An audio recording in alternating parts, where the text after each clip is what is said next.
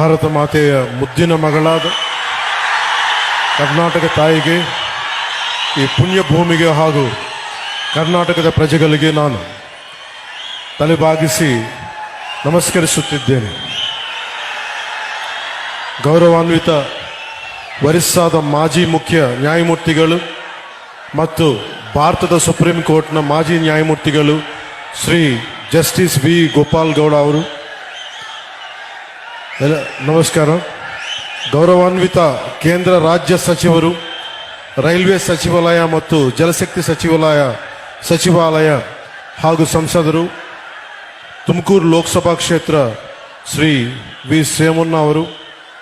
ಗೌರವಾನ್ವಿತ ಸಂಸದರು, ಕೋಲಾರ ಕ್ಷೇತ್ರ ಶ್ರೀ ಎಂ ಮಲ್ಲೇಶ್ ಬಾಬು ಅವರು, ಗೌರವಾನ್ವಿತ ಮಾಜಿ ಉಪಸಭಾಪತಿ, ಕರ್ನಾಟಕ ವಿಧಾನಸಭೆ ಮತ್ತು ಮಾಜಿ ಶಾಸಕರು, ಚಿಂತಾಮಣಿ ಕ್ಷೇತ್ರ ಶ್ರೀ ಎಂ ಕೃಷ್ಣಾರೆಡ್ಡಿ ಅವರು, ಅನಿತಾ ಚಾರಿಟಬಲ್ ಟ್ರಸ್ಟ್ ಅಧ್ಯಕ್ಷರು ಡಾಕ್ಟರ್ ಎನ್ ಯುಧಿಷ್ಠರ್ ಅವರು, ಲಿಯೋ ಕ್ಲಬ್ ಆಫ್ ಮಾರ್ಗ ಅಧ್ಯಕ್ಷರು ಶ್ರೀ ನವೀನ್ ಜಿ ಕೃಷ್ಣ ಅವರು ಮತ್ತು ವೇದಿಕೆ ಮೇಲೆ ಉಪಸ್ಥಿತರಿರುವ ಇತರ ಹಿರಿಯ ವಕೀಲರು, ಸಾಮಾಜಿಕ ಕಾರ್ಯಕರ್ತರು ಹಾಗೂ ಇತರ ಗಣ್ಯರಿಗೆ, ಮಾಧ್ಯಮ ಮಿತ್ರರಿಗೆ, ಚಿಂತಾಮಣಿಯಲ್ಲ ನನ್ನ ಸಹೋದರ ಸಹೋದರಿಯರಿಗೆ,